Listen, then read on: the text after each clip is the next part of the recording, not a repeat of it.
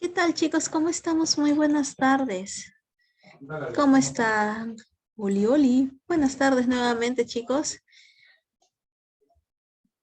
Oli. Buenas tardes, profesora. Buenas tardes, profesora. ¿Qué tal? ¿Cómo están?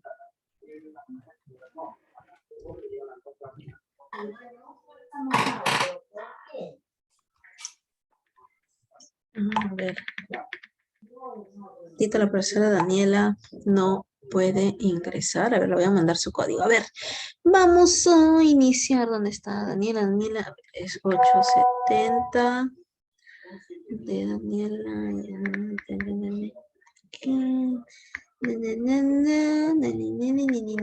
Ya, ahí está. Ese es su código de acceso. ¿Sí, no? Sí, ese es. Ay, no veo bien. Ya, Daniela Arenas, acá está. Sí, es correcto. Ese es. Ya. Muy bien, muy bien. A ver, vamos con nuestra clase. Ah, no, primero la lista. Primero la lista. Oigan, chicos, yo juraba que estamos en semana 11. No sé qué me pasó. Estaba emocionada. Dije, hoy día hay exposición. Dije, vamos a ver. Para que me enorgullezcan mis niños nuevamente. Pero no. No.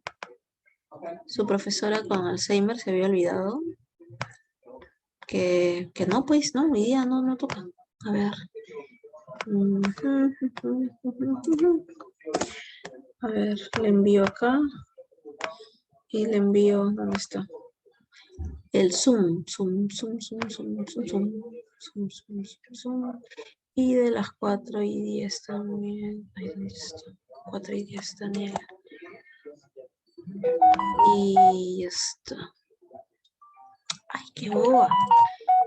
Ay, ¿qué me pasa? Ay, chicos, no sé qué me pasa. Creo que es por no haber almorzado. La falta de comida.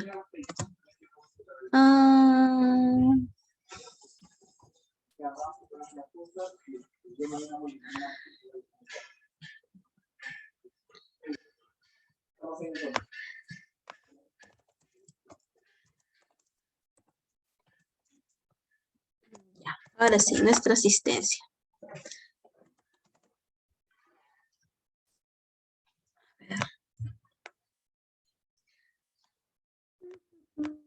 Compartimos pantallita.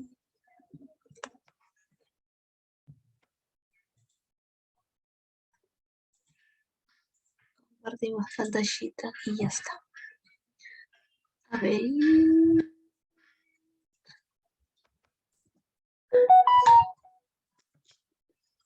Silencio. Ahora sí. Ya, a ver.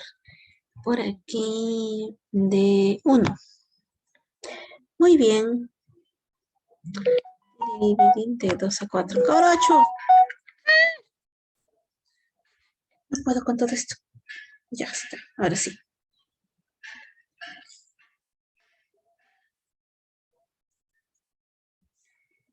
Muy bien. ¿Dónde está? 6. Ya. Aguirre. Presente, profesora. Muy bien. Luz Becerra. Buenas tardes, profesora presente. Buenas tardes. Cupe. Presente, profesora. Buenas tardes. Buenas tardes. Díaz. Presente, profesora. Buenas tardes. Buenas tardes. Jiménez. Presente, profesora. Buenas tardes. Buenas tardes. Monroy. Presente, profesora. Buenas tardes. Buenas tardes. Pimentel. Presente, profesora, buenas tardes. Buenas tardes. Ay, Ruiz García. Buenas tardes, profesora. Presente. Buenas tardes. Muy bien. Guardamos. Y nos vamos. ¿Dónde está? A ver. Nuestra presentación del día de hoy. A ver.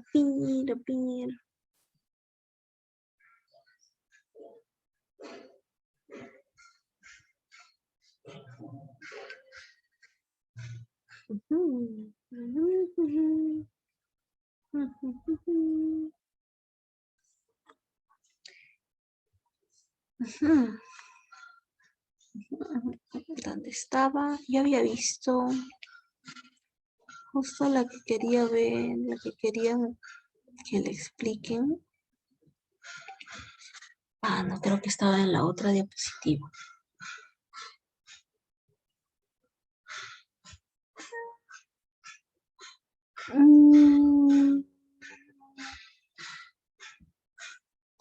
Bueno, chicos, van a tener que luchar por su diapositiva. No, mentira. A ver, vamos a ver. 1, 2, 3, 4, 5, 6. Ajá, y 2 más. Ya. Muy bien.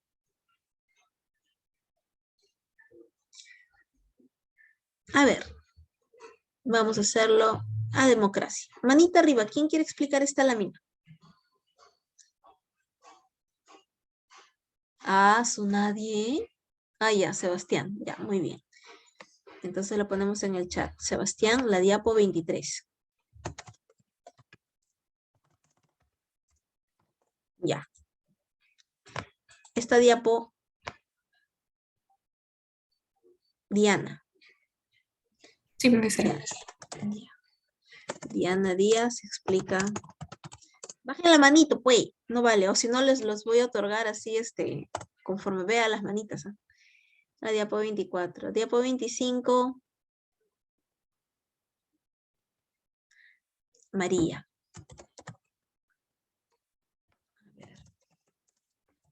María de Los Ángeles. Es la diapo 25. Diapo 26.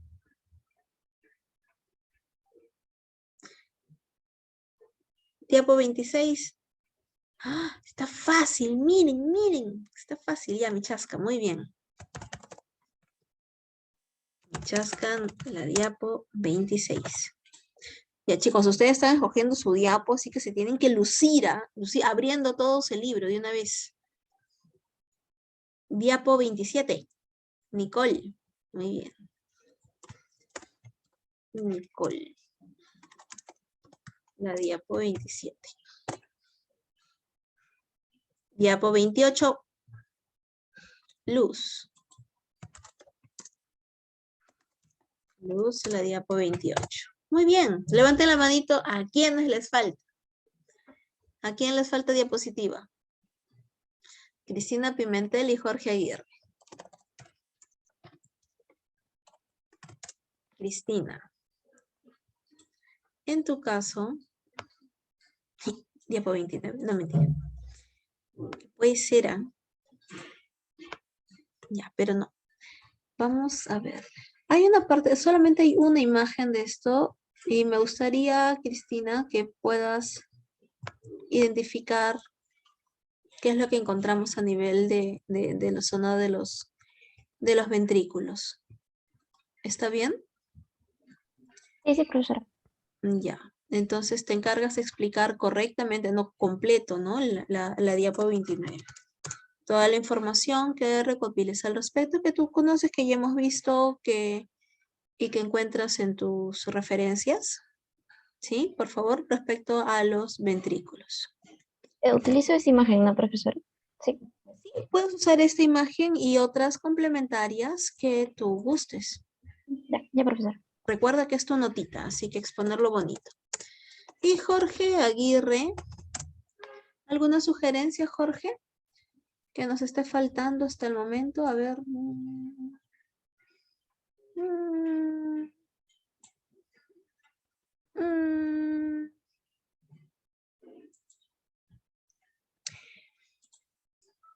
Ya, Jorge, yo creo que esta parte, que también me faltó en la... No veo dentro de las imágenes. ¿Ya, Jorge? La sustancia gris y sus capas de la meninges. Está bien. Ya. Listo, chicos. 10 minutos, ¿está bien? Sí, profesora. Sí, profesora. Ya, genial. Diapo 14, entonces, Jorge. Ahí te lo puse. No te olvides. Ya, muy bien. 10 minutitos, chicos, y empezamos porque si no, otra vez nos vamos a, a ocupar todo el tiempo de las 2 horas, pero me parece más didáctico, creo, cuando ustedes lo explican. No sé qué les parezca a ustedes, chicos. ¿Sí? ¿Les parece bien? Siento que aprenden un poco más. Al menos en mi caso sí siento que ayuda porque como que entramos más información. Claro, de paso que repasan la información para poder explicarla bien, ¿no? Los demás también están atentos al explicar. Se supone, ¿no? Chicos, están atentos, ¿no? Lo que sus compañeros dicen. Profesora. Ah, ya, no se olviden de esa parte nomás. Ya, listo, muy bien chiquititos, les doy 10 minutitos, nada más. ¡Ay, Diana, eres un conejo! ¡Qué bonito! No, yo también quiero. Está genial.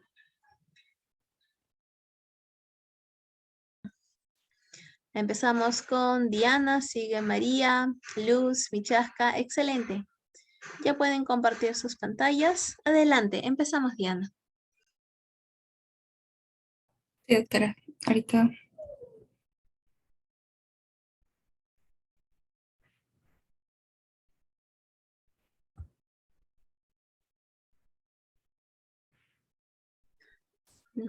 Ya, Ya. sí se ve.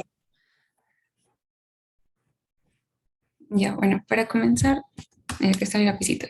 Bueno, esa es la imagen histológica de la cual voy a hablar. Y bueno, aquí para ponernos en contexto, en el cerebro tenemos dos partes, ¿no? A grandes rasgos, la sustancia gris y la sustancia blanca.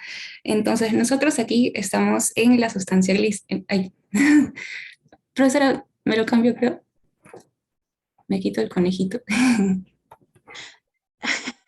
Ya, ok, ok, ok.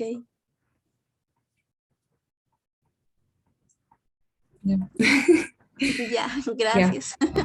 Bueno, aquí estaríamos en la corteza, ¿no? Que es justamente sustancia gris. Y en esta corteza nosotros vamos a poder diferenciar 6 capas en el caso del cerebro. Por ejemplo, haciendo una comparación con el cerebelo, en el cual podíamos encontrar 3 capas, pero estas 3 capas se encontraban bien definidas. En cambio, aquí en la corteza del cerebro, realmente estas 6 capas no se encuentran totalmente bien definidas, como que yo no podía trazar una línea totalmente horizontal y yo diga ya, esta capa la capa molecular, bueno, la capa molecular es más fácil de diferenciar, pero por ejemplo, la capa piramidal externa traza una línea totalmente recta y la diferencia de la granular interna. O sea, eso realmente como que no se puede hacer totalmente aquí en la corteza del cerebro.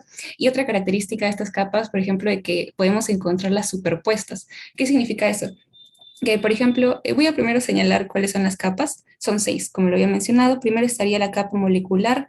Luego, bueno, más o menos, por ejemplo, aquí este blanquito se ve como que así, ¿no? No está como que totalmente definido, pero bueno, podría mencionar que aquí está la granular externa, luego la piramidal externa, luego la granular interna, la piramidal interna y por último la capa multiforme. Entonces, ¿a qué es lo que me refiero con superpuestas? Por ejemplo, una de las capas que para mí más se diferencian en la parte inferior va a ser la capa piramidal interna, porque aquí vamos a ver a las neuronas de Betz, ¿no? Que son las piramidales gigantes. Entonces, obviamente estas son las neuronas que se notan mucho más. Entonces, en esta capa yo voy a ver como que una gran cantidad de estas neuronas de Betz, de esta forma más o menos, grandes, ¿no? Por ahí. Pero, por ejemplo, en la parte superior veo una neurona piramidal pero mediana o otra más chiquita. Aquí ya habría como que un infiltrado, ¿no? Por así decirlo, de las neuronas de las otras capas. Entonces, más o menos a esto es lo que me refiero cuando menciono de que estas capas se pueden encontrar superpuestas. Luego, también algo que había leído es que, por ejemplo, la corteza en el ser humano adulto o una persona que ya está su cerebro totalmente desarrollado, como que suele verse estas superposiciones, ¿no? No hay como que una delimitación muy buena. En cambio, en la corteza en realidad de un ser que recién se está formando, ¿no? De un feto, por ejemplo, se menciona de que la corteza o sea, la diferenciación de las capas puede verse mucho mejor. Y que, por cierto, también el número de las capas está asociado, por ejemplo, con el desarrollo del cerebro. Por ejemplo, una parte del cerebro que está menos desarrollado, como por ejemplo el arquicerebelo, se va como que poder observar menos capas a comparación de, por ejemplo, el neocerebelo, donde se evidenciarían las 6 capas completas. Y bueno, para hablar específicamente acerca de las capas, aquí tenemos la capa molecular, que esta está caracterizada porque va a presentar una gran no, en realidad una muy poca celularidad, y va a presentar una gran cantidad de sinapsis. ¿Por qué digo lo de sinapsis? Porque como yo sé, en todas las capas voy a encontrar neuronas, ¿no? Voy a encontrar neuronas, y los axones o dendritas de estas neuronas van a dirigirse justamente hacia la capa molecular para poder hacer sinapsis. Entonces es por eso que en esta capa yo voy a encontrar una gran cantidad de sinapsis. Y una célula característica, ¿no?, de esta capa son las neuronas de Cajal, que van a verse más o menos así redondeaditas con sus dendritas y axones colaterales, ¿no?, horizontales. De esta forma, que esta neurona de Cajal está relacionada con el desarrollo de la corteza en el periodo embrionario. Luego, en la granulosa externa, aquí ya voy a comenzar a ver las neuronas piramidales, pero primero voy a comenzar a ver las neuronas piramidales chiquitas o pequeñas. Van a ir creciendo, mientras van bajando, se va yendo más profundo, el tamaño de esas neuronas va a ir creciendo, ¿no? Primero voy a encontrar las neuronas piramidales pequeñas, luego las medianas y por último las gigantes, que serían las neuronas de Betz. Todas las neuronas piramidales en realidad tienen las mismas características. Vamos a tener una dendrita apical que va a ser bastante gruesa, o sea, va a ser más gruesa en realidad que sus dendritas colaterales que se van a encontrar en los otros vértices, y también en comparación a su axón que se va a encontrar en la base. Voy a encontrar un núcleo central bastante pigmentado, y dependiendo de la muestra histológica, ¿no?, si la veo de más cerca voy a poder observar a su núcleo. Y otra característica es que yo en las dendritas voy a poder observar al corpúsculo de Nils, a diferencia de los somas, ¿no? No voy a poder, no, a diferencia de los axones, yo no voy a poder observar en el axón, ni en el cono axónico, que es justamente la zona en donde comienza el axón, los gránulos del corpúsculo de Nils. Y además de encontrar estas células piramidales pequeñas, también voy a encontrar a las células de la granulosa, ¿no?, que se suelen caracterizar por ser estrelladas, son como que de forma estrellada o también piramidal.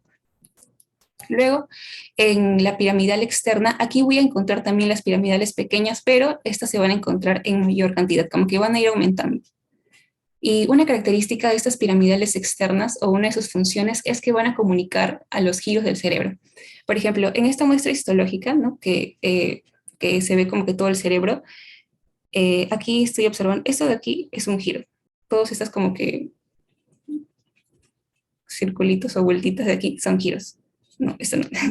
Pero estos de aquí son giros. Entonces, estas neuronas piramidales pequeñas van a comunicar estos giros, o sea, acá tengo por ejemplo, una neurona piramidal pequeña, entonces van a comunicar estos giros. Van a comunicar entonces zonas como que cercanas, ¿no? Por lo mismo que son pequeñas, sus axones, ¿no?, sus dendritas no son tan largos que, por ejemplo, una neurona de Betz, que es una piramidal gigante. Luego, para hablar acerca de la granulosa interna, aquí ya voy a comenzar a ver las neuronas piramidales medianas. O sea, aquí ya como que crecieron un poquito más de tamaño, ¿no? Igual tienen las mismas características, una dendrita apical, 2 colaterales y su axón en la base. Y aparte de esto, también a las células de la granulosa que tienen ese soma estrellado o piramidal. Luego, en la piramidal interna, aquí ya es donde voy a ver a mis neuronas de Betz, ¿no?, que son las piramidales gigantes, que son, en realidad, va a ser como que la capa más notoria de estas neuronas de Betz, que igual tienen las mismas características que todas las neuronas piramidales. Y en el caso de la capa multiforme, aquí voy a encontrar también, por ejemplo, a células fusiformes, pero sobre todo se habla de una neurona que es la neurona de Martinotti. Esta tiene la característica, estas neuronas, por ejemplo, que he mencionado, los axones van hacia abajo, ¿verdad? Pero esta neurona de Martinotti tiene la característica de su axón se va a dirigir hacia arriba y se va a ir hacia la pía madre, que va a estar por encima, ¿no?, de esta capa molecular. Para poder, bueno, y una característica de esta neurona de Martinotti es que, por ejemplo, su deficiencia está relacionada con la enfermedad, con la epilepsia, y suele tener una acción inhibitoria, ¿no?, ante el funcionamiento como que excesivo de las neuronas piramidales. Y aquí tengo una muestra histológica en donde puedo observar las células, porque realmente en la de aquí yo no puedo observar las células, solo veo puntitos. Y aparte de eso también puedo observar a la pía madre, ¿no?, que justamente sería la de aquí. ¿Y por qué digo que es la pía madre? Porque aquí puedo observar que se está como que invaginando, ¿no? Entonces, esta estructura de aquí sería un vaso sanguíneo, al igual que el que encontramos aquí, un vaso sanguíneo. Y ahora podemos otra vez como que mencionar las capas. Aquí también encontramos un vaso sanguíneo bastante prominente. Y por Ahí sí, ejemplo, bastante notorio, ¿verdad? sí, Ahí sí, bien notorio. y esta primera capa, justamente la capa molecular, como yo había mencionado, tiene poca celularidad y aquí es justamente donde lo podemos evidenciar. Aquí casi, o sea, la celularidad en comparación de esta capa con los demás, con el demás resto de la corteza es bastante notorio. Se nota como que más vacío, por así decirlo. Y, por ejemplo, para poder diferenciar las capas, yo había mencionado que en la capa piramidal interna es donde yo más voy a notar las neuronas de Betz. Y justamente en esta zona que estoy observando aquí veo unas piramidales más grandes a comparación de todas las piramidales que puedo observar. Entonces, aquí a esta zona yo le atribuiría que sería la piramidal interna.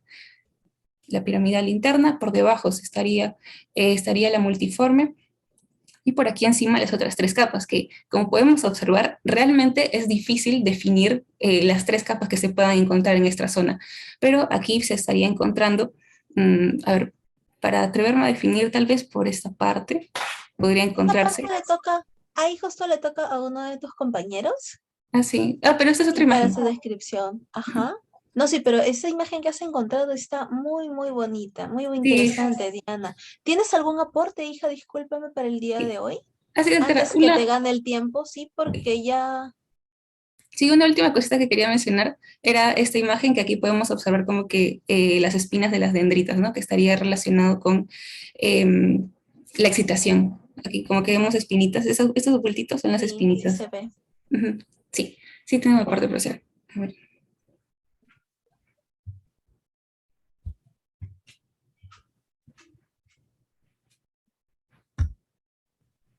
Ya, para esto quería compartir. Y bueno, quería hablar acerca del meningioma y esto me pareció bastante interesante porque, bueno, los meningiomas son neoplasias del sistema nervioso central que sobre todo abarca a la médula espinal y al cerebro, ¿no? La parte que nos interesa a nosotros es justamente el cerebro. Y lo que sucede en este meningioma es que yo tengo pues tres meninges, ¿no? La pia madre, la dura madre y la aracnoides. Entonces, la meninge que nos interesa con respecto a los meningiomas es la aracnoides, porque en la aracnoides yo voy a encontrar a las células meningoteliales. Estas células meningoteliales son las que justamente se van a ver afectadas en el meningioma.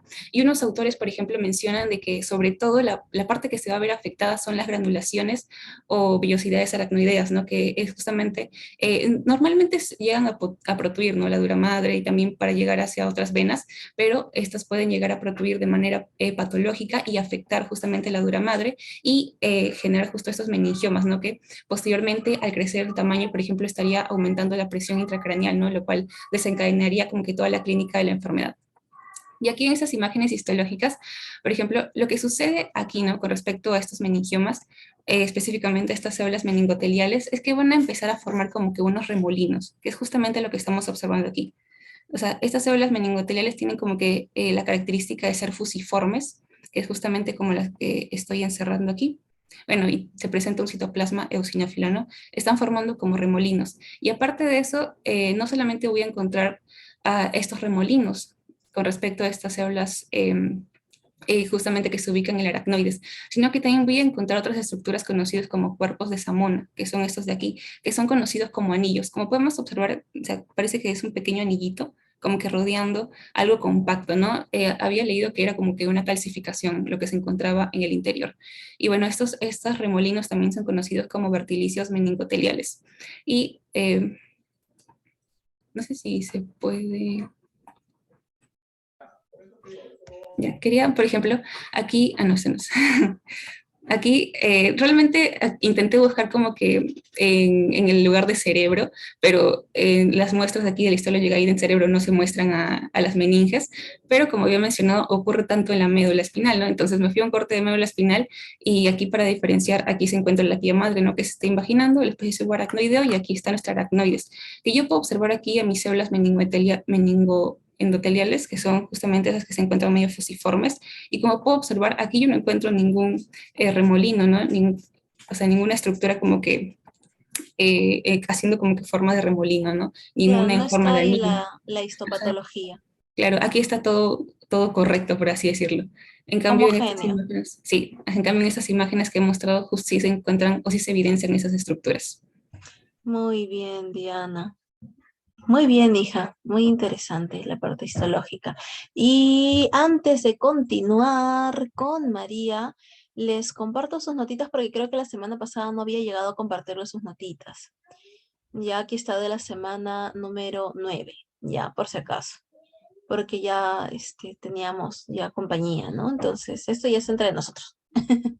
Ya, ahora sí. Muy bien. Continuamos entonces. Adelante, María, por favor.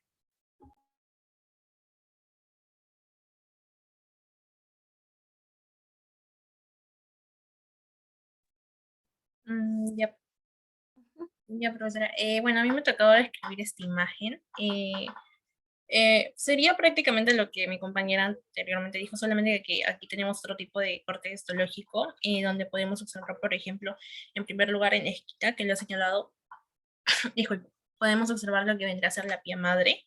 Esta pía madre la podemos observar aquí a nivel histológico, sin embargo, se ha mencionado que, por ejemplo, cuando se hacen disecciones anatómicas, es muy difícil diferenciar la pía madre de lo que vendría a ser la meninge aracnoides, ya que se encontraban muy juntas. Entonces aquí en el corte histológico nos está permitiendo observar lo que vendrá a ser el espacio subaracnoideo que se encuentra entre la pía madre y entre el aracnoides.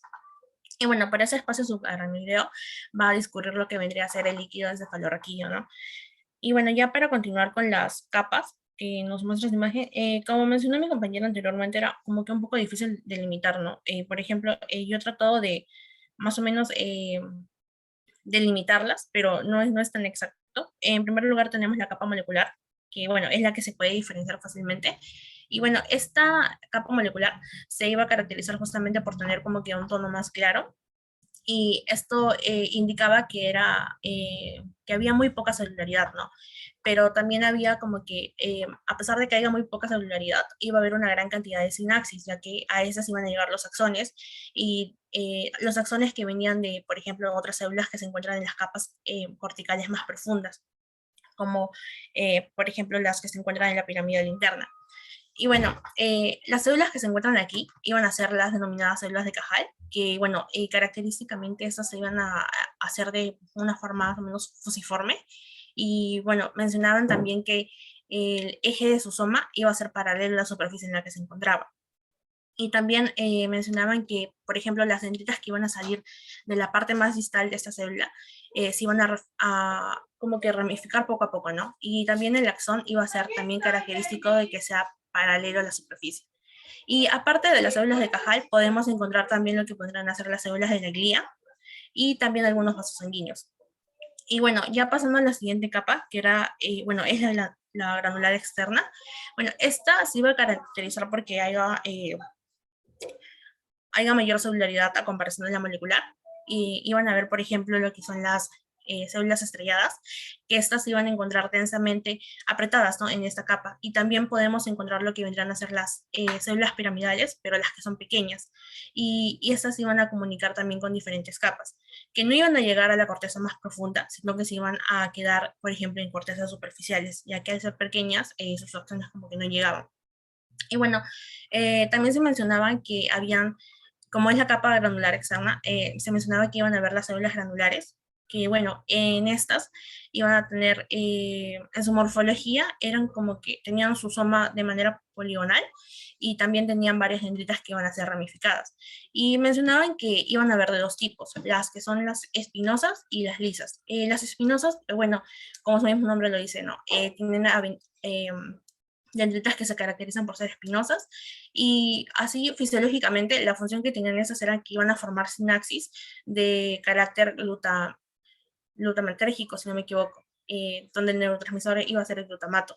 Y en cambio las lisas iban a poseer también, como su mismo nombre lo dice, no iban a poseer las que vendrían a ser las dendritas espinosas, y iban a ser inhibitorias. Y en cuanto a su carácter fisiológico, característica fisiológica que tenía, es que iban a formar lo que vendrían a ser las sinapsis GABAérgicas sobre otras células piramidales. Y bueno, la siguiente capa es la piramidal externa, que le he tratado como que de delimitar. Bueno, esta se iba a caracterizar básicamente por presentar lo que vendrían a ser las células piramidales ya muy pequeñitas y también medianas sobre todo. Las he tratado de encerrar en un círculo. Y bueno, eso sería lo de la capa piramidal externa. Luego en la capa granular interna, que podemos seguir observando más abajo, esta se va a caracterizar por tener lo que vendrán a ser las células piramidales ya también medianas y también parte de estas y también células granulares. Las células granulares aquí mencionaban en algunos textos que iban a ser un poco más pequeñas, pero también iban a haber en gran cantidad, por lo que iban a estar como que muy apretadas, muy compactadas, ¿no? Y también iban a haber presencia de lo que vendrían a ser fibras que se van a encontrar en disposición horizontal. Sí se pueden observar las fibras que son en disposición horizontal. Y bueno, también al haber estas fibras en disposición horizontal, se mencionaba que se les conocía con cierto nombre de banda externa de Baillarger, así le estaban denominando. Y bueno, la siguiente capa es la piramidal interna, donde vamos a ver ya las piramidales más grandes, que son las células de Betz. Y bueno, aquí también, aparte de esas, vamos a encontrar las células fusiformes. Aquí no puede encerrar lo que vendría a ser unas o hallar lo que vendría a ser el soma de una célula piramidal grande, sin embargo podemos ver que tiene los axones, más o menos en esa sección lo he tratado de... Sí se nota, ya. Sí, Y hija, está muy bien. sí Más se bien, nota. sí, está Y, perfecto.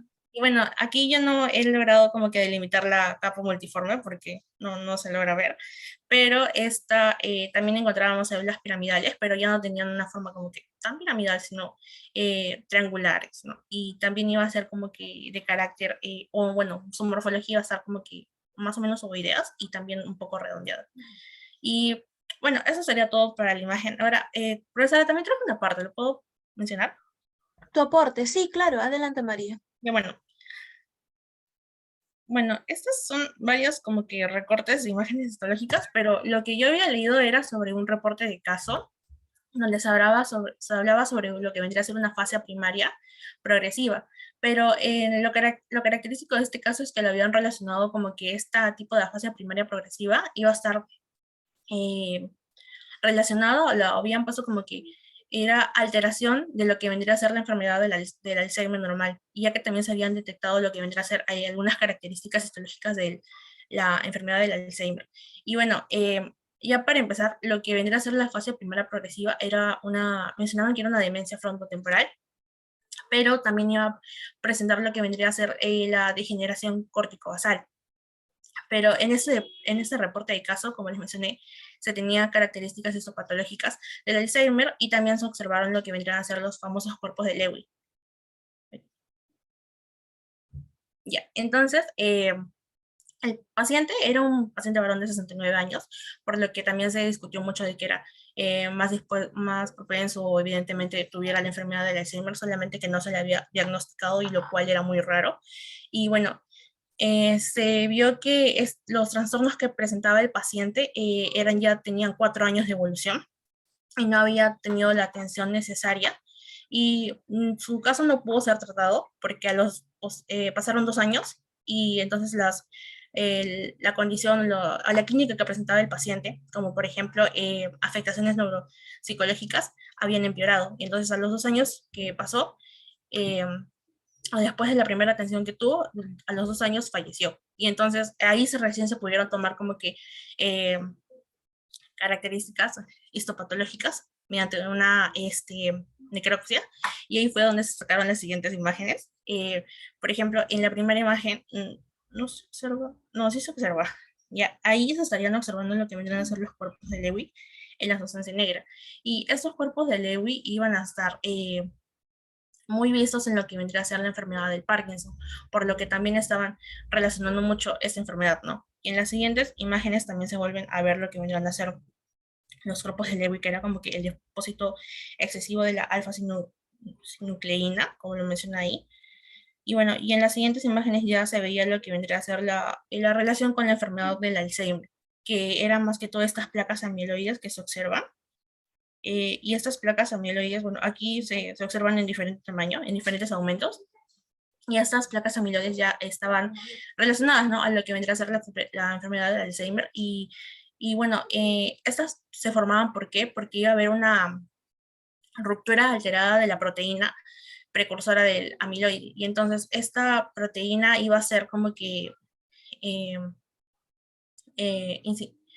iba a ser como que degradada por ciertas secretasas y bueno, luego se iba a oligomerizar y entonces así se iba a difundir a ciertas hendiduras sinápticas y bueno, eso ocasionaba lo que vendría a ser una deficiencia, ¿no? En la señalización sináptica y entonces eso se le estaba atribuyendo la clínica que presentaba el paciente. Y consecuentemente tenía las placas, ¿no? Como se observan aquí. Y entonces, así fue la manera en que toda la fase primaria que presentaba el paciente y que era de carácter progresivo, vio que como que se desencadenó tanto en lo que vendría a ser la enfermedad del Parkinson y el Alzheimer, aunque estas dos no estuvieran tan delimitadas en el caso. Y por eso fue que el paciente falleció. Ujú. Qué triste e interesante, María. Muchas gracias. Listo.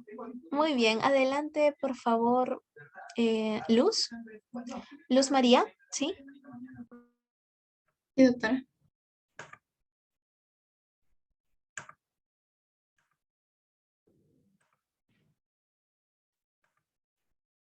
Se puede observar, ¿verdad? Está cargando un instante. Ya hasta ahora sí se observa.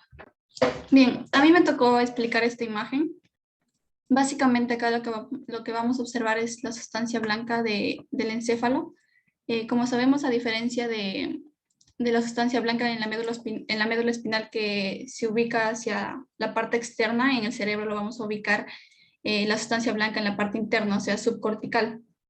En este caso, lo que se va a observar básicamente pues, en la sustancia blanca son la presencia de las fibras nerviosas. Todos estos van a ser los axones de las neuronas que están procediendo tanto de la corteza cerebral, o que están ingresando hacia la corteza cerebral. Y también lo que vamos a observar son las células gliales. Por ejemplo, vamos a observar a lo que son los astrocitos y a los oligodendrocitos. Respecto a estos oligodendrocitos, pues se van a caracterizar por observarse de manera, sus núcleos mucho más pequeños, mucho más compactos y coloridos. Estos oligodendrocitos básicamente pues se van a caracterizar porque, como sabemos, estos van a nivel del sistema nervioso central van a estar formando lo que es la mielina. Y esta mielina pues que van a formar en las fibras nerviosas, va a permitir que estas fibras tengan una conducción mucho más rápida de los impulsos nerviosos. Otra característica de estos oligodendrocitos que es que al momento de formar la mielina, pues estos van a extender sus prolongaciones, no solo una, sino aproximadamente unas 50 prolongaciones hacia 50, por ejemplo, 50 fibras nerviosas o 50 espacios de las fibras nerviosas para formar esta mielina. O sea, van a tener muchas prolongaciones. Respecto a los astrocitos, como sabemos, los astrocitos se van a dividir tanto en protoplasmáticos y en fibrosos. Los protoplasmáticos se caracterizan por presentarse a nivel de la sustancia gris. Sin embargo, como estamos en sustancia blanca, vamos a ver una mayor presencia de lo que son los astrocitos fibrosos. Y estos se van a caracterizar por tener prolongaciones, pero estas prolongaciones van a ser mucho más cortas, más gruesas, pero van a ser mucho más ramificadas. Entonces, otra característica de estos astrocitos que van a presentar lo que son sus prolongaciones, pero unas prolongaciones denominadas pies vasculares, que estos pies vasculares pues van a estar sobre lo que viene a ser los vasos sanguíneos para la extracción de nutrientes. Estos astrocitos también tienen la función de brindar lo que es un medio adecuado para un medio adecuado, sobre todo lo brindan formando el neurópilo, no tanto estas fibras nerviosas. Este medio adecuado, digo, para que estas fibras nerviosas puedan conducir estos impulsos nerviosos tanto de la corteza hacia las diferentes estructuras. Por ejemplo, estas fibras nerviosas que están pasando por esta sustancia blanca, podemos mencionar que van a existir diversas. Por ejemplo, las fibras, por acá van a pasar lo que son las fibras córtico-talámicas. También va a pasar lo que son las fibras córtico-nucleares, que por ejemplo van a estar comunicando la corteza cerebral con los núcleos de los diversos nervios que se ubican a nivel del tronco encefálico. también van a estar pasando por este lugar lo que son las fibras córtico-espinales que van a comunicar la corteza con la médula espinal. Esto básicamente es de la vía piramidal como extrapiramidal, y también vamos a tener lo que son las fibras córtico-pontinas que van a comunicar la corteza cerebral, va a pasar por esta sustancia blanca, las córtico-pontinas hacia los núcleos pontinos que se ubican a nivel del puente del tronco encefálico. Básicamente esta sustancia blanca va a permitir, ¿no?, este paso de estas fibras nerviosas, brindando este medio adecuado para una correcta comunicación entre la corteza del cerebro y las demás partes del sistema nervioso central. Eso sería básicamente lo que tendría que explicar respecto a la sustancia blanca. Claro, eso sería las fibras y la presencia de estas células, tanto gliales, astrocitos y oligodendrocitos, que los podemos observar en cantidad, ¿no? Acá, por ejemplo, varios oligodendrocitos. Bien, doctora, eso sería. Y también respecto a mi aporte, Sí, quería está hablar bien. sobre... quería hablar sobre el Parkinson. Ajá. Acá básicamente lo que va a existir es la degeneración de las células productoras de dopamina a nivel de, como estamos en cerebro, por ejemplo, en la sustancia blanca vamos a encontrar lo que es inmersos también los ganglios basales. Estos ganglios basales, pues, vamos a encontrar a las células productoras de dopamina, y cuando hay una degeneración de estas células productoras, pues, vamos a observar una pérdida de las neuronas a nivel de estos ganglios basales. Pero también recordar que esta pérdida neuronal también se da a nivel de la sustancia negra que se ubica en el tronco encefálico, sobre todo en el núcleo rojo del mesencéfalo. Sin embargo, acá en el cerebro pues se va a dar una pérdida neuronal a nivel de estos ganglios basales. Y otra característica principal es que vamos a observar que se va a formar lo que son los cuerpos de Lewy. Acá lo podemos observar de manera más cercana, más grande. ¿Cómo se forman estos cuerpos de Lewy? Pues en las neuronas, básicamente estos cuerpos de Lewy son acumulaciones que se dan en el citoplasma de la célula, pero estas acumulaciones son formaciones de neurofilamentos intermedios. Básicamente son dos. Tenemos a la alfa-sinucleína y a la ubiquitina. Estos neurofilamentos intermedios pues se acumulan en el interior de estas células, y por lo tanto es lo que forman, ¿no?, estos cuerpos de Lewy característicos de esta enfermedad de Parkinson. Básicamente esa es la característica principal, pero también vamos a observar que va a haber una pérdida de las neuronas, pero va a haber también una gliosis, que es el aumento de las células gliales como los astrocitos, y esto es lo que va a llevar, ¿no?, a la degeneración que se va a dar en el Parkinson, y que pues se va a dar una pérdida del control motor, y por lo tanto esta persona no va a tener el control del movimiento, sobre todo en reposo, ¿no?, que se va a caracterizar por la presencia de temblores. Bien, eso sería todo, doctora. Muy bien, hija. Muy bien. Adelante, por favor. Nos vamos rapidito con Cupe. Michasca, adelante. Sí, profesora. Ok, me escuchan, ¿verdad? Ok. En esta imagen, lo que me tocó... Ok. ¿Me escucha, profesor? Sí, hija, adelante. Se escucha muy Ok. bien. Ya se ve tu pantalla. Ok, bueno, en esta imagen lo que me tocó es la capa, todo lo que es la capa molecular, y lo vamos a diferenciar porque a diferencia de las demás capas, la capa frontal externa, la piramidal externa y las internas, vamos a saber que la capa molecular presenta como un color más claro a diferencia de las demás capas, y esto se debe porque la capa molecular se dice y se menciona de que ese color tan claro es porque presenta en poca cantidad de celularidad, ¿no? Sí, es cierto, no presentando células, porque tantas células, pero lo que se va a observar aquí es grandes cantidades de sinapsis presentes, ¿no? Entonces, todo esto va a corresponder a todo lo que es la capa molecular, y aunque no se ve en esa imagen, vamos a ver que consiguiente a esto vamos a tener lo que es la pía madre, ¿no? Que va a ser una de las meninges principales aquí. Entonces, sí, es cierto, no se encuentran tantas células, pero la célula primordial en la capa molecular son las células de Cajal, ¿no? Todas esas células de Cajal presentes. Estas células de Cajal van a ser células pequeñas, también características que tiene son fusiformes, y se menciona de que su eje va a ser longitudinal y paralelo a lo que es a la superficie cortical, ¿no? También va a presentar lo que son las dendritas, una dendrita en cada extremo de la célula de Cajal, y menciona que también su axón de esta dendrita va a recorrer de manera tangencial, ¿no?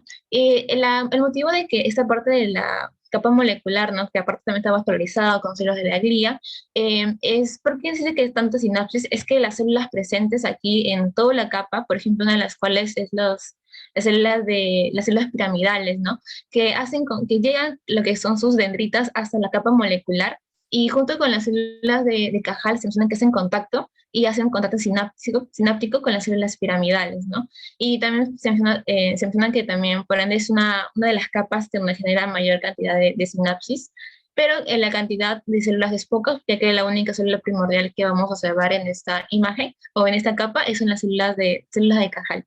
Y la función de esta célula de Cajal se menciona que es importante para el desarrollo tanto de la corteza cerebral como también del movimiento o la coordinación de las actividades neuronales.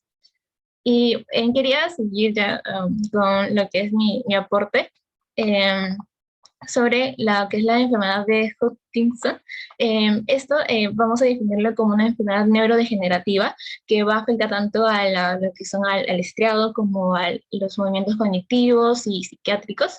Entonces, en esta primera imagen, o bueno, lo que se va a generar aquí en la enfermedad de Huntington es que en primero van a haber una pérdida neuronales, también la gliosis, y generando con ella una despoblación selectiva neuronales. Además, a nivel de la corteza cerebral se menciona que las células piramidales de proyección se van a ir disminuidas, ¿no? Y asimismo se va a generar lo que son los cuerpos intranucleares. Entonces, en esta primera imagen, en la imagen A, como observamos aquí, en la imagen A lo que se muestra es que si está en blanco y negro, pero acá son lo que es la hematoxilina y eosina, y acá lo que es la técnica de inmunohistoquímica. En la imagen A lo que se va a observar primero es que se va a observar lo que es una pérdida de la arquitectura nuclear, asimismo también se va a observar como un aspecto fibrilar, y la despoblación de las células neuronales, y una de las cuales, como expliqué, que va a verse es la pérdida.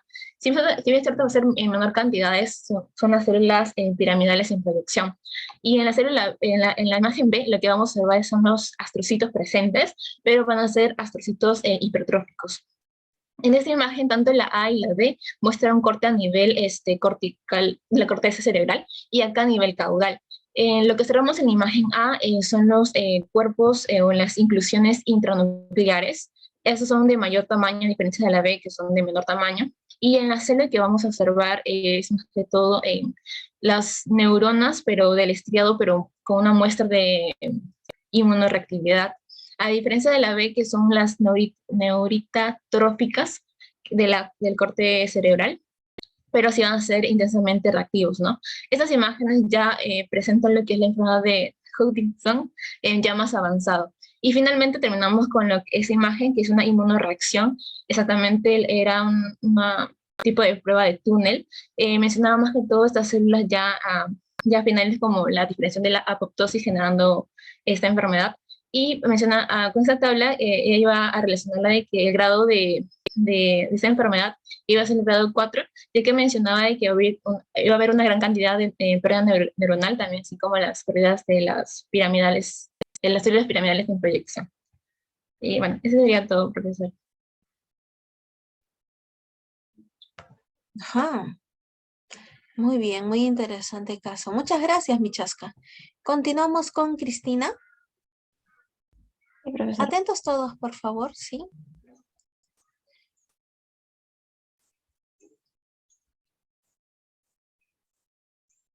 A ver. Ya se puede ver, creo. Bueno, en esta imagen, si bien es cierto, es un corte del cerebro, pero específicamente va a ser del lóbulo temporal. Y aquí encontré la imagen ya sin las flechitas para poder señalarles. En este caso tendríamos lo que sería la base del pedúnculo cerebral, que es parte de lo que sería el mesencéfalo. Acá en esa parte podemos ver lo que sería la leptomeninges. ¿Qué es la leptomeninges? vamos a recordar que tenemos tres capas que va a recubrir lo que sería el cerebro y la médula espinal. De externo a interno tendríamos la dura madre, pia madre y aracnoides. Bueno, la dura madre también puede ser denominada paquimeninges, y colectivamente lo que sería la pia madre y la aracnoides podríamos denominar leptomeninges, que ya posteriormente va a dividirse independientemente. Entonces, continuando, acá tendríamos lo que sería ya pues el plexo coroideo. El plexo coroideo, acá tendríamos a lo que sería el hipocampo. Y aquí, si tenemos plexo coroideo, deberíamos relacionarlo con lo que sería pues el ventrículo, pero específicamente sería el ventrículo lateral. Ahora, bueno, justo como en esta imagen nos muestra, tenemos estructuras importantes que podría relacionarlo para recordar lo que sería el origen de estas estructuras. Como les dije, pues teníamos al hipocampo, a los pedúnculos cerebrales y obviamente lo que serían pues los ventrículos, ¿no? Que van a ser parte del sistema ventricular. Entonces, quería hablar sobre lo que sería pues que teníamos en primera instancia a un tubo neural que era formado a partir de lo que sería el ectodermo, y de ahí vamos a tener al prosencéfalo, al mesencéfalo y al romencéfalo. Esto, si queremos ser específicos, aproximadamente a las 5 semanas de la embriogénesis. De ahí, del prosencéfalo, esto que siendo vesículas primarias, pasamos a vesículas secundarias, y vamos a tener a lo que sería al telencéfalo y al diencéfalo. El mesencéfalo, bueno, iba a ser llamado también mesencéfalo igualmente, y al romencéfalo que íbamos a tener al metencéfalo y al mielencéfalo. Pero bueno, ¿por qué les menciono esto? Porque ya para identificar las estructuras ya de una persona que ya pues se está desarrollando, el telencéfalo va a dar origen a lo que sería justo al cerebro, a los hemisferios cerebrales, que justo, bueno, es nuestro tema de hoy. Al diencéfalo tendríamos al tálamo y al hipotálamo, que es justo la estructura que pues acá podemos observar. El mesencéfalo, eh, en realidad algunas literaturas mencionan que forma también es el mesencéfalo, pero siendo más específicos, se menciona de que formaría exactamente los pedúnculos cerebrales. Entonces allí tenemos acá. Y bueno, el metencéfalo sería lo que sería el puente protuberancia y el cerebelo, y el mielencéfalo lo que sería el bulbo raquídeo. Y esto, bueno, una semana después, o sea, las 6 semanas. Ahora, bueno, mencionando un poco más sobre lo que sería el cerebro y las fibras, ¿no? Su importancia que va a tener, vamos a encontrar conexiones corticales en las cuales pues, vamos a tener diferentes tipos de fibras. Vamos a tener en primera instancia una fibra intracortical. Entonces, en estas fibras intracorticales, vamos a ver que como ya, bueno, mis compañeros han mencionado, tenemos distintas capas histológicas en el cerebro. Entonces, estas fibras van a comunicar capa con capa, así para que haya, obviamente, una armonía, ¿no? Y que haya una buena comunicación. De ahí vamos a tener lo que sería, ay, era F. Bueno, ya, fibras de asociación. O sea, asociación, bueno, su mismo nombre, ¿no? Va a asociar, pero ¿qué va a asociar exactamente? Como si bien es cierto, tenemos dos hemisferios y cada hemisferio tiene lo que sería, bueno, una parte del lóbulo frontal, parietal, temporal, occipital. Estas fibras van a hacer que estos lóbulos también puedan comunicarse. Y también una comunicación entre lo que serían las circunvalaciones y bueno, ya lo que serían las partes de los lóbulos. Ahora, de ahí, tenemos fibras intracorticales, fibras de asociación, y tenemos fibras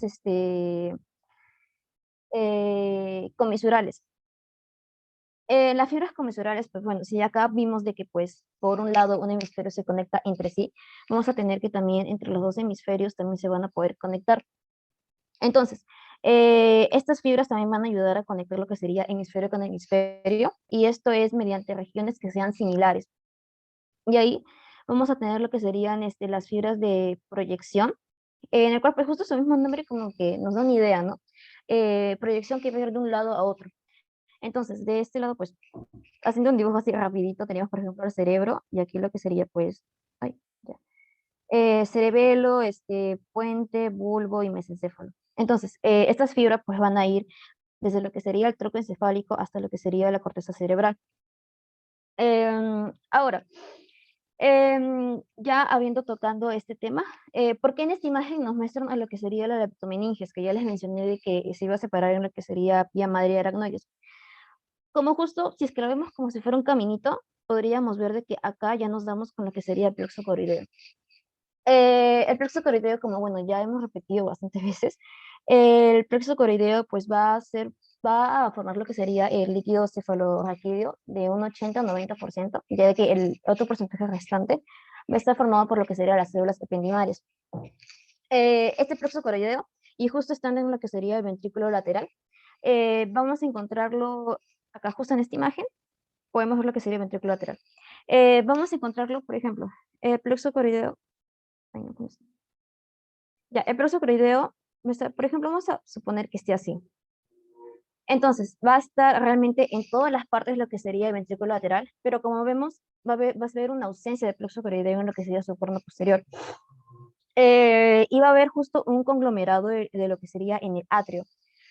Y justo esto, bueno, ya si queremos un dato adicional, es de que pues, en personas ya a medida de que avanza la edad, en las radiografías vamos a poder evidenciar un glomo calcificado, que va a variar, va a depender de acuerdo a qué edad tengas, ¿no?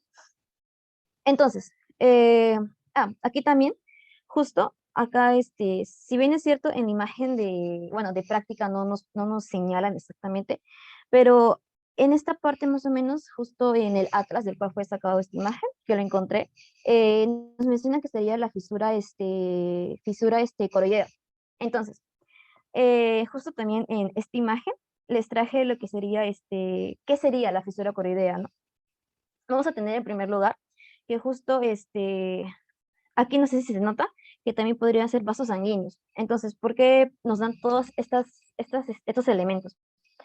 Si bien es cierto, vamos a tener arterias para que se pueda dar la difusión de nutrientes y para lo que sería el alimento de las células.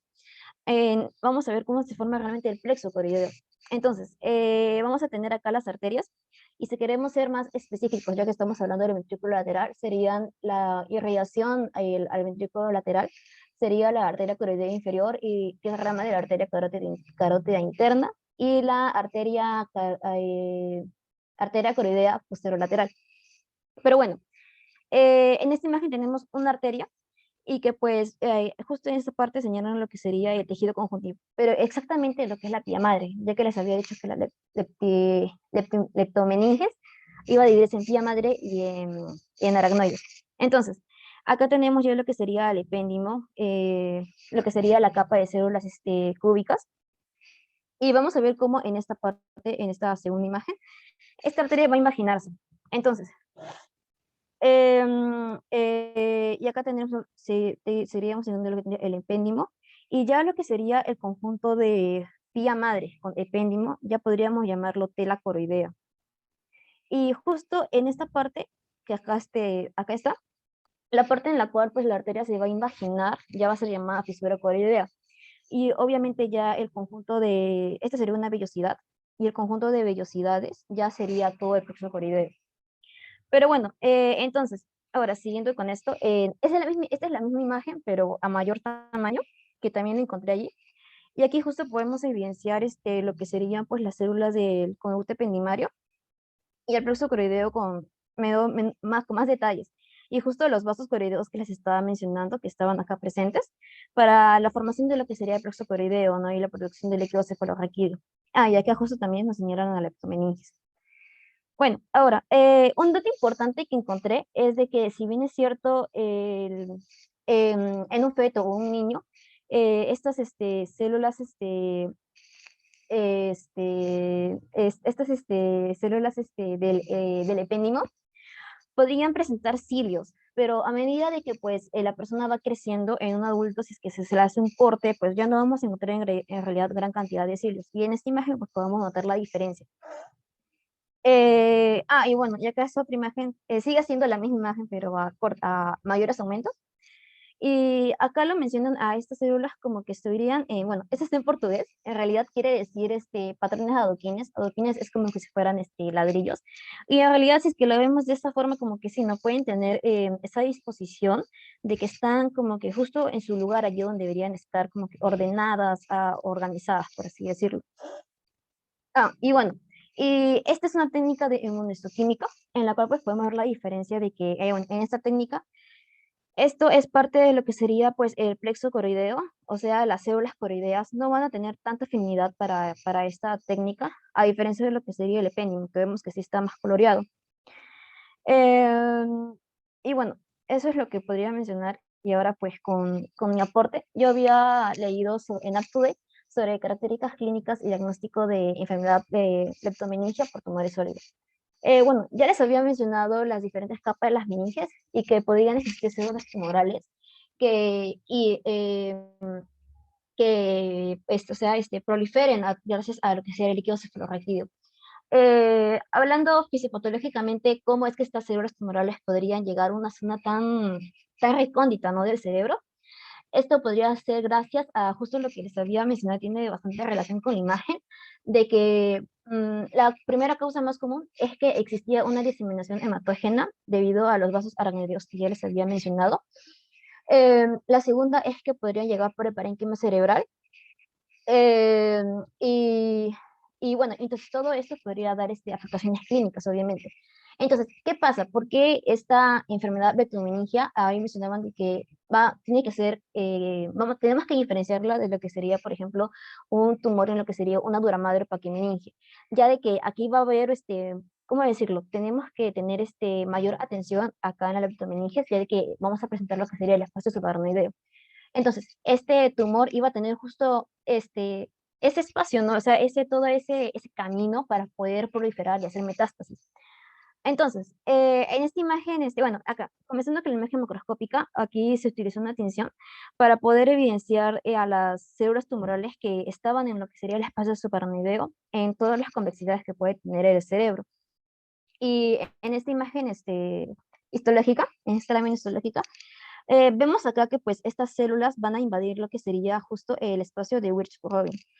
Si bien es cierto, tenemos el líquido cefalorraquídeo, a pesar de que pues, es recambiado alrededor de más de 5 veces al día, estos tienen que ser absorbidos. Entonces, esto es gracias a lo que sería uno de estos elementos de la absorción, sería el espacio de Wirch-Robin. Y aquí justo podemos ver cómo es de que estas células como que van adentrándose, ¿no? Para poder llegar a lo que sería al cerebro. Entonces, esta imagen nos muestra justo este proceso de estas células tumorales y que como ya pues en esta parte de acá ya deberíamos evidenciar a las células tumorales que ya invadieron al cerebro. Ese sería todo, profesora. Muy bien, Cristina. Y muy buenas tardes con los docentes, profesora Daniela, profesor Jaime. Mil disculpas, Buenas pero los tardes. chicos están... ¿Qué tal, profesora? Muy bien. Los chicos veo que han hecho la clase prácticamente. Sí, y todavía nos faltan 3 estudiantes. No sé si están de acuerdo, profesora Daniela, doctor Rosales, en poder continuar. Por mí no hay problema.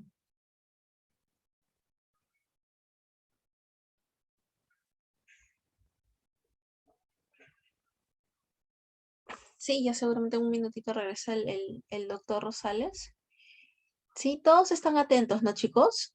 Todos atentos porque, como han visto en los aportes, estamos incluso recordando, haciendo un recordaris de todos los temas anteriores. Sí. Todos atentos, por favor. Continuamos entonces con Sebastián. Adelante, Sebastián. Sí, profesora. A ver. ¿Sí se logra apreciar bien mi pantalla?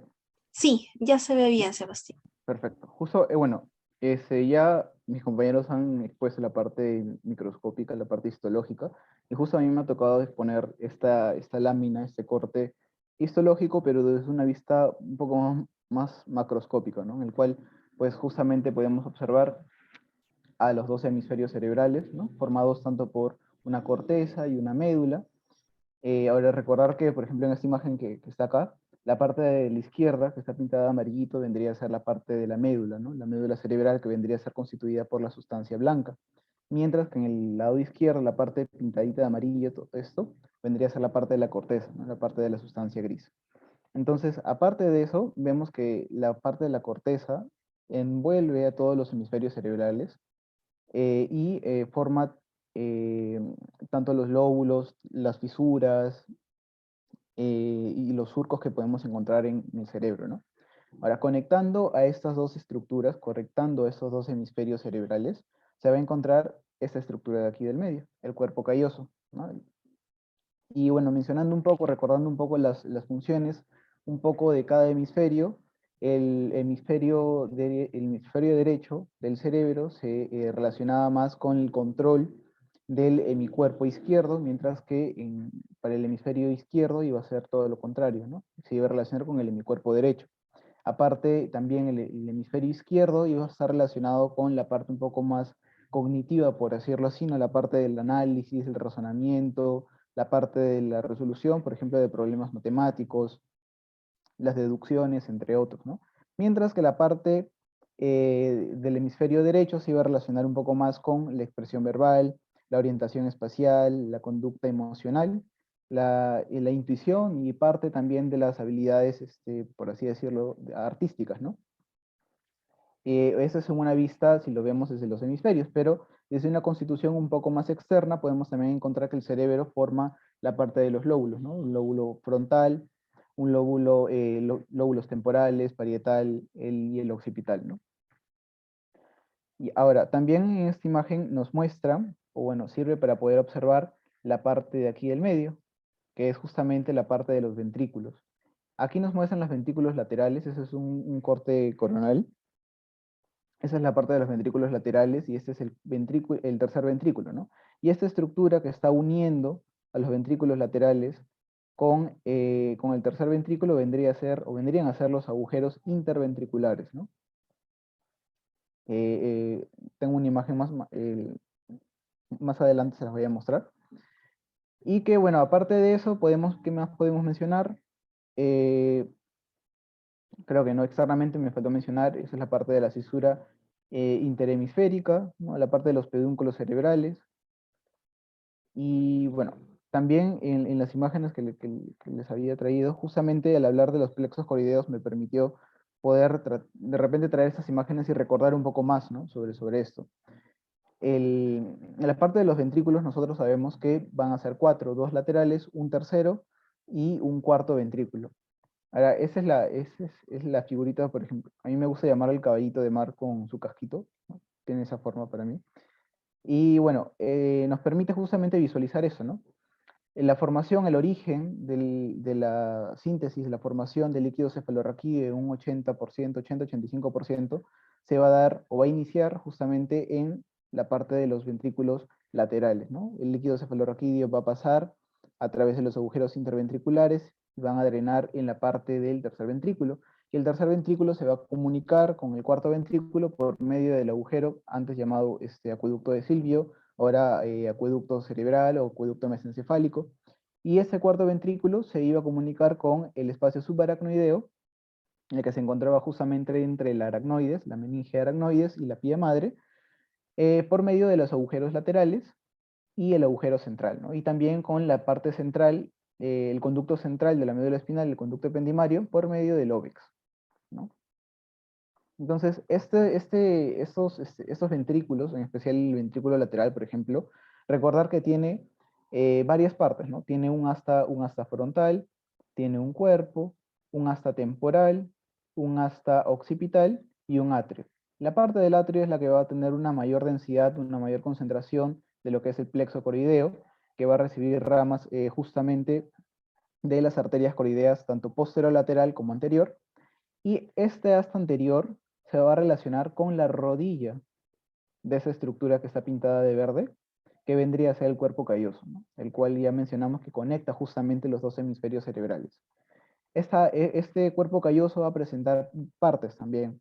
Esta parte que está aquí, la más prominente que podemos observar en esta imagen, del Complete Anatomy, es la parte de la rodilla del cuerpo calloso, ¿no? Que se va a relacionar justamente con toda la parte medial superior del asta frontal del ventrículo lateral, ¿no? Se va a continuar hacia abajo con la parte del rostro, y hacia atrás vendría la parte del cuerpo, y finalmente la parte del esplenio, ¿no? Esas serían las 4 partes del cuerpo calloso. Y que, bueno, está constituido también por sustancia blanca, como podemos observar también, ¿no? Ahora, este líquido cefalorraquídeo va a drenar, ya lo mencionamos, va a discurrir, va a circular por medio del espacio subaracnoideo. Pero ¿qué pasa si, por ejemplo, y bueno, aquí vendría la parte de mi aporte, ¿no? Si, por ejemplo, una de esas estructuras, una de estas cavidades, uno de estos conductos se obstruye y me genera una obstrucción, pues me va a generar lo que se conoce como una hidrocefalia. Hay varios tipos de hidrocefalia, ¿no? Y aquí justamente en esta imagen de la derecha, podemos observar todas las formas por las cuales las distintas partes de los ventrículos se pueden obstruir, ¿no? Por ejemplo, tumores en la región pineal que me obstruyen el paso del tercer al cuarto ventrículo, tumores obstructivos en esta zona, en el cuarto ventrículo, que justamente me obstruyan la correcta circulación hacia el espacio subaracnoideo, entre otros, ¿no? Y justamente se va a observar así en una tomografía. Se va a observar que la parte de los ventrículos laterales, principalmente, lo normal de su figura, un poco podríamos mencionarlo en forma de C, ¿no? Se va a ensanchar, se va a llenar de líquido cefalorraquídeo. Esto puede ser a causa de un traumatismo, como mencionamos, eh, un derrame sanguíneo o también una obstrucción, como ya lo habíamos mencionado, ¿no? Puede ser bilateral, tanto bilateral como puede ser monolateral. Y en la parte del monolateral, por ejemplo, si se obstruye la parte, en esta imagen, la parte izquierda del agujero interventricular, pues me va a generar una obstrucción en la parte del ventrículo lateral del lado izquierdo. Ahora, esta es una de las bueno, cómo se va a observar la hidrocefalia, que es más común en niños, ¿sí? Y en la parte de los niños se va a observar justamente con el cráneo distendido, con el cráneo más grande de lo normal. ¿Por qué? Porque justamente en esos recién nacidos o en los pequeños todavía los huesos del cráneo todavía no están bien sellados, bien unidos, y justamente se va a poder ver un poco más traslúcido, un poco más brillante de lo normal con las impresiones de las arterias, ¿no? Las arterias de los vasos sanguíneos. ¿Y cuál es la manera de poder mejorar o darle tratamiento a esto? Pues por medio de una derivación, ¿no? En caso de ser crónico, congénito, en el caso de tener una malformación a nivel de las granulaciones aracnoideas que se van a encargar de reabsorber el líquido cefalorraquídeo, ¿no? Una manera de poder arreglarlo es con esta derivación, ¿no? Esta derivación del líquido cefalorraquídeo, el cual se va a colocar justamente en la parte del cráneo y va a reabsorber, va a drenar el exceso de líquido cefalorraquídeo que se discurra por ese espacio subaracnoideo y lo va a derivar tanto, puede ser a la parte de la aurícula derecha o directamente al espacio peritoneal, ¿no? Donde se va a poder luego reabsorber o eliminar con total normalidad, ¿no? Entonces, esa vendría a ser, profesora, tanto mi aporte como la parte del análisis de esta imagen un poco macroscópica, ¿no? Ajá, sí, muy, muy, muy bonito, muy interesante. Excelente, Sebastián. Excelente. Muy bien. Vamos entonces, ahora sí, con Nicole. Sí, profesor. Déjame compartir un momento. ¿No?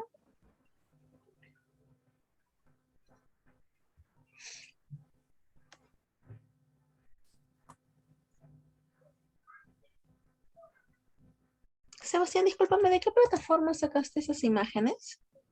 Bueno, usé varias, profesora. Las partes de las imágenes del cerebro son de una página de Instagram que es Photobrain. Oh, Y las otras también de otros artículos que pudiera encontrando. muy bien, Sebastián. Muchas gracias. Ya. Adelante, Nicole, no te interrumpimos. En mi caso, me tocó esta imagen, como podemos ver aquí, bueno, yo considero que sería la capa 5, la capa la capa piramidal interna. Esto es debido a la presencia de disculpa, a la presencia de las neuronas de Betz, ya que podemos ver que se encuentran, o sea, al menos son de gran tamaño. Y justo en esta capa es donde estas son como que las células más grandes, las que más destacan. Y aparte de estas también se encuentran otros tipos de células, como serían las células fusiformes, Y también las células de Martinotti, pero estas se encuentran en general, van apareciendo en las diferentes capas, pero en esta imagen no pude diferenciar una adecuadamente. Aparte de eso, también podemos ver que tiene cierta parte de la capa 4 de la granular interna, ya que podemos ver ciertos tipos de células, por ejemplo la de acá, que no puedo llegar a apreciarla bien, pero se puede ver como que pequeñas prolongaciones, así que podría ser una célula estrellada. Y también hay algunas células de la glía, como la de acá, que podemos ver que tiene el núcleo con pequeños gránulos blanquitos que serían como un astrocito, por ejemplo. El astrocito ya que presenta los gránulos de glucógeno que hacen que su núcleo sea más claro. Pero ya centrándonos un poco más en las células, podemos ver, por ejemplo, que en el caso de la neurona de Betz, esta tiene una prolongación mucho más larga, la que vemos aquí, que sería la prolongación apical, y aparte va a tener dos prolongaciones colaterales. Aparte de esto, la neurona de Betz va a tener también un núcleo que va a ser grande y una de sus funciones principales va a ser que son células excitadoras y en este caso van a trabajar con el glutamato y también con el aspartato. Otras células, como les mencioné, eran las células fusiformes, en este caso, que estas, como podemos ver, su soma tiene un soma, como decirlo, alargado, y aquí también, según la teoría, se mencionaba que era vertical hacia la superficie. Aparte de esto, va a tener también unas dendritas que van a, una dendrita inferior que va a quedarse en la misma capa y otra que, bueno, que va a ascender hasta llegar ya a la corteza. En el caso de las células de las estrelladas, vamos a tener que estas son más que todo, no se puede apreciar tan bien, pero esta no es tanto redonda porque tiene una forma como que un poquito jaladita, al menos así yo la veo, por eso señalaba que era una neurona, bueno, una célula estrellada, debido a también va a tener células, dendritas cortas, habían dos tipos de células estrelladas, iban a ser las espinosas y también las lisas. Las lisas poseían dendritas que no eran tan espinosas, y ya por eso también las espinosas iban a tenerlas en cantidades abundantes. Ya bueno, y eso sería más que todo toda la descripción de la imagen en sí.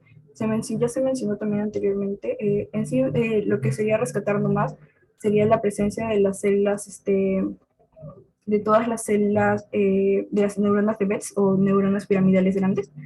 Y bueno, y eso sería con respecto a la capa 5. Y bueno, ya como mi aporte era sobre la enfermedad de Pick, el cual en sí es una enfermedad en la que existe una demencia, casos de demencia, que suelen darse en personas que están alrededor de los 50, 60 años.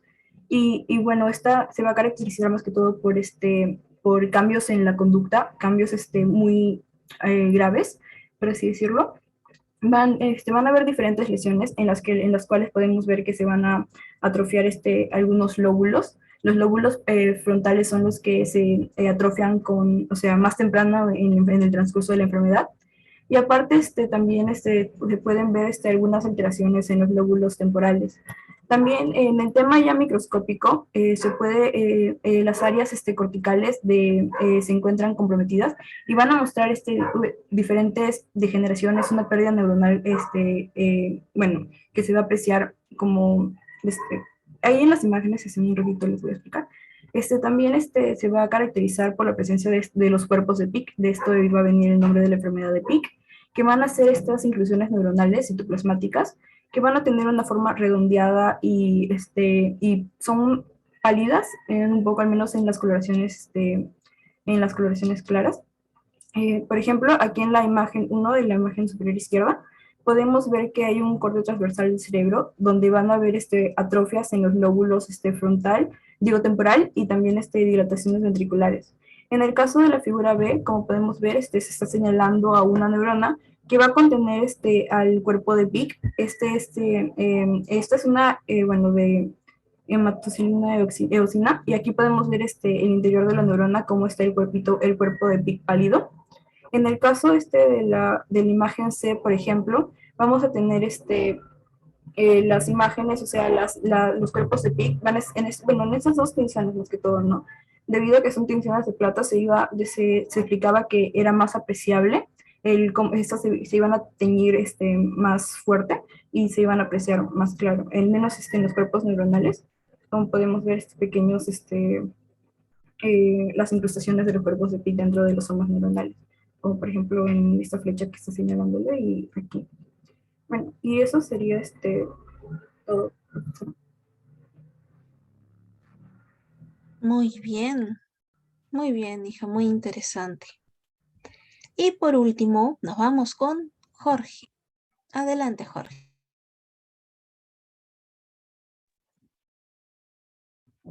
Bueno, en este caso yo voy a hablar acerca de las meninges y sobre las capas más superficiales de la corteza cerebral. Bueno, en el caso de la meninges, esta va a estar compuesta por 3 capas, la dura madre, la aracnoides y la pía madre. Y las 2 últimas capas más internas se van a conocer como la leptomeninge. Bueno, la aracnoides va a constar de una hoja de tejido conjuntivo más trabéculas que pueden contener fibroblastos y fibras de colágeno, así como también diversos vasos sanguíneos, como podemos observar aquí. Y bueno, también vamos a encontrar lo que es la pía madre. La pía madre va a estar unida a lo que es la corteza del cerebro, pero no está en contacto directo, sino que existe una barrera que se conoce como glia limitans, que consta de una capa de astrocitos con sus procesos astrocíticos que impiden que la pía madre entre en contacto directo con la corteza cerebral, ¿no? En el caso de la corteza cerebral, esta va a tener diversas capas, las más superficiales en la capa molecular y la capa granular externa. En el caso de la capa molecular, como podemos observar, tiene una tinción más clara, por lo cual indica de que hay poca celularidad. En sí, aquí hay diversos axones que van a provenir de otras capas, como por ejemplo los axones de las células de Martinotti, que son inhibitorias, que van a tener diversos axones que van a arborizarse a nivel de esta capa y van a realizar sinapsis, ¿no? También podemos encontrar lo que son las células de Cajal, Rettius, que son células que poseen un eje horizontal, es decir, que van a ser paralelos a lo que es la superficie de la corteza. Y por otro lado, en la capa granular externa vamos a tener sobre todo células granulares o estrelladas y también células piramidales. Sin embargo, estas células piramidales son mucho más pequeñas que las células piramidales que encontramos, por ejemplo, en la capa piramidal interna, ¿no? Con respecto a las células granulares o estrelladas, estas pueden ser espinosas o lisas. En el caso de aquellas que son espinosas, sus dendritas son espinosas y son neuronas de tipo excitatorias, y su sinapsis es mediante la transmisión del glutamato, mientras que aquellas que son lisas no tienen las dendritas espinosas y sus sinapsis van a ser de tipo inhibitorias con la transmisión de GABA. Ahora, con respecto al caso clínico, al aporte.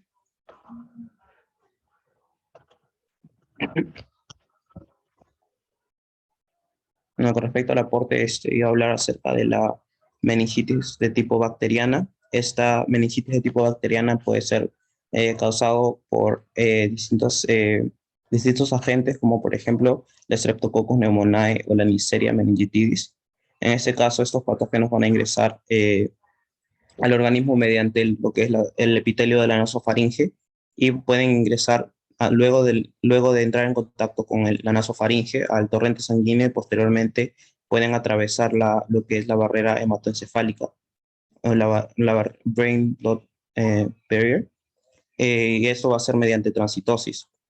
Una vez de que van a atravesar esta barrera hematoencefálica, van a ingresar a lo que es al líquido cefalorraquídeo y pueden dirigirse a través de los agujeros que se encuentran al nivel del cuarto ventrículo al espacio subaracnoideo, que se encuentra entre lo que es la aracnoides y la pía madre. Con respecto a las complicaciones que pueden presentarse en la meningitis de tipo bacteriana, es que va a existir un infiltrado inflamatorio, en la cual podremos observar a nivel del espacio subaracnoideo diversa celularidad. Por otro lado, también se podría generar lo que es una coagulación, debido a que el polisacárido que está presente en la cápsula bacteriana podría generar esta coagulación, entonces se generaría inflamación de las venas que se conoce como flebitis, como podemos observarlo aquí. También, debido a que se da la inflamación, puede existir un exudado purulento a nivel del espacio subaracnoideo, y este exudado purulento podría generar ciertos cúmulos de células fibrosas que podrían ocluir lo que son los espacios, ¿no?, que están a nivel del cuarto ventrículo, por donde transcurre lo que es el líquido cefalorraquídeo, y ello podría generar una obstrucción y provocar lo que es una hidrocefalia. Y finalmente, como había mencionado, la pía madre y la corteza cerebral no se encuentran en contacto directo, sino que existe lo que es la glia limitans, por lo tanto, no hay poca probabilidad de que la meningitis de tipo bacteriana se transmita lo que es el tejido cerebral, por lo cual los abscesos cerebrales son una complicación muy rara de la meningitis bacteriana. Y eso sería todo. Muy bien, Jorge. Muy bien. Y, qué miedo. muy bien, jóvenes. Muchísimas gracias. Excelente. Quisiera saber si es que alguno de ustedes, en general, ya todo el aula, nuevamente, doctor Rosales, no sé si se encuentra por ahí.